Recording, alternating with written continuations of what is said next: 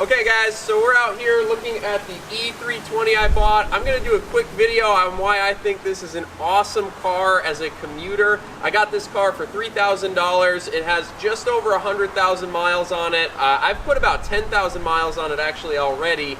And I'm going to walk you guys through a couple of really cool features that make this car stand out even from cars today. And keep in mind, this car I bought for $3,000, had an MSRP sticker price of $56,000 back in 1998, and that puts it right around $90,000 in today's dollars. So you'll see some pretty cool features way ahead of its time on why this car is standout. And let's go ahead and take a closer look. So overall, the general theme of why I love this car is really how it rides. I think a lot of people think Mercedes, they think they're going to have expensive maintenance repairs, and you can essentially think of this W210 model as the Crown Vic of Germany. This was used as a taxi, really popular car. Parts are plentiful, it's very easy and cheap to maintain, and it's very reliable. But there are a couple of standout features that if you're buying a vehicle of the same vintage as an American car or several of the Japanese cars, this one is very different. One is the multi-link rear suspension in this car. Most cars of this era had a straight rear axle, which is cool for durability. However, this rides just so much nicer, and I'm going to take you guys for kind of a ride in it here shortly. The second feature that's really cool is this car, and you can go to a brand new dealership and not see this feature. This car has triple weather stripping, which means it's super quiet inside. 1, 2, and Moleskine here is 3. So this is something that at highway speeds, and here in Arizona, we have really high speed limits. Compared to even like a new Tesla, this car eliminates a lot of that wind noise, and it's just really great. I mean, for like buying a $3,000 car and having it be quieter inside than a brand new Tesla is just crazy to me, but that's the reality of it. And the last feature that I want to show you guys is here in the engine bay. This car was built in late 1997 and is halfway through the W210 cycle, but is the first year that it came with the V6 3.2 liter instead of the inline 6 gas motor. And this is pretty neat to me. Again, it's a really common car, so it's not like it's rare or anything, but it's really neat to me because it's tied to a 5-speed automatic transmission. The engine makes 220 horsepower, 240 foot-pounds of torque, and for a 3,800-pound car, that's pretty standout, right? It contributes to that really smooth ride that you have when you're going down the road, and kind of ties together the ahead-of-its-time suspension, the great focus on weather stripping and other sound deadening efforts that the car makes, and it puts a great power plant that's not overpowered, but definitely gives you great passing power. So I want to take you guys inside the car. We're going to take a quick look at some of the cool convenience features that I wasn't aware of prior to having a Mercedes like this, and then we're going to go ahead and take it for a test spin so you can see with the sound meter actually how quiet it is inside, and maybe compare it to your car at home if you pick up a similar decibel reader. So let's take a look. Inside the car, you know, obviously some really cool amenities like the Bose sound system, which I actually believe came as the base model on this, if I'm not mistaken. It may have been a Becker as the base and Bose as an upgrade, but in any case, Bose stereo, like, awesome. Again, $3,000 car with a Bose stereo is just incredible to me, given that when you compare it to something like my newer BMW's Harman Kardon sound system, the soundstage is just immensely better. But I want to show off a couple of cool features that I just kind of laughed at getting in this car as a commuter car, and the first of which is this rear sunshade. And the S-Class, if you get the S-Class, actually has them on the rear windows as well, but if you look back here, it has an electric rear sunshade that just goes up and down with the push of a button. If you can't be bothered to have the sun on the back of your rear passengers' necks, like, that's just incredible to me that they put the thought into creating something like that. Is really cool.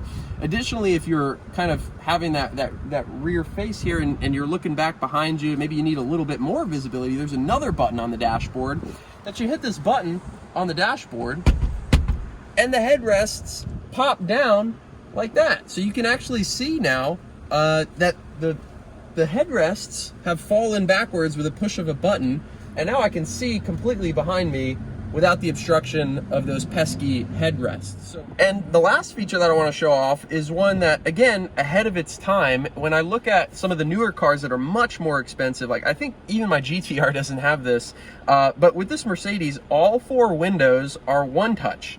You hit the button, and that's it. I don't have to be bothered to hold my finger down the whole time that the window is going down, which is really cool in my opinion. And cool thing is, they're one touch up as well. Some vehicles, like the older Toyotas that have the feature, are only one touch down, which is the way it is with our 4Runner. So really cool feature set here. I know these are kind of smaller features, but definitely kind of give you the idea, the theme, that Mercedes put a lot of thought into making this vehicle convenient to operate in, and take as much stress of operation away in the vehicle's design. So let's go ahead and take this thing for a ride. I've got my Tac Life monitor here. I've got a GoPro, and we're gonna take a quick video of riding down the highway so that you can see how quiet this vehicle is inside.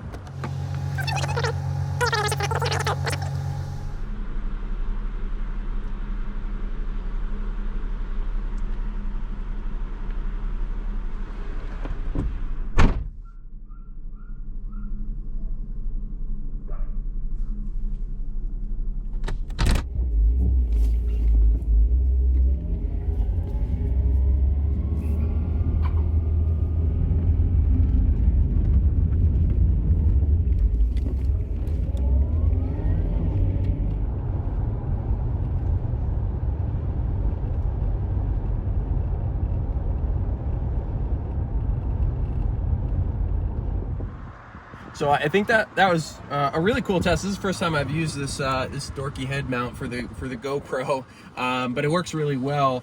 I think the real highlight here, and I'll put some still pictures maybe in the video when I put it together, but we were recording right around 63 decibels at 55 miles per hour. Now, comparatively speaking, in like a new 4Runner that we tested, it was right around 70. I think my Jeep Wrangler was around 75. Every 3 decibels is like a noticeable increase in the sound level. And the cool thing is, if you were to actually shop for a car based on the sound level, your top 2 contenders would be the brand new Mercedes S-Class and the Audi A8L. And both of those register right around 62 decibels. So this car, which is 20 years old, is registering very close to you going to the dealership and spending $150,000 today to go try and replicate the sound performance in this car. And it really shows. I was replacing some part under the dashboard. There's tons of sound deadening material on all the metal. There's batting underneath there. There's foam in all the holes. Like, they went through a lot of effort to make this vehicle very quiet, and it is, and you can tell it is. I mean, you hear engine noise. You know, it's an older drivetrain. You're going to hear that as you're accelerating. But if you're on cruise control on the highway, really tough to beat one of these old Mercedes for sound levels. So really cool. That's the first time I've registered the sound levels on this car. I figured it would be low. Didn't think it was going to be that low, but really excited to see the numbers themselves. Okay, so I know a lot of comments are probably going to say, Max, it's a $3,000 Mercedes. Like, there had to be some things that you had to do to this car to get it to the way it looks, the way it drives, etc., etc. Well, again, this drivetrain is pretty bulletproof. Like, I didn't have to do anything to fix the car itself.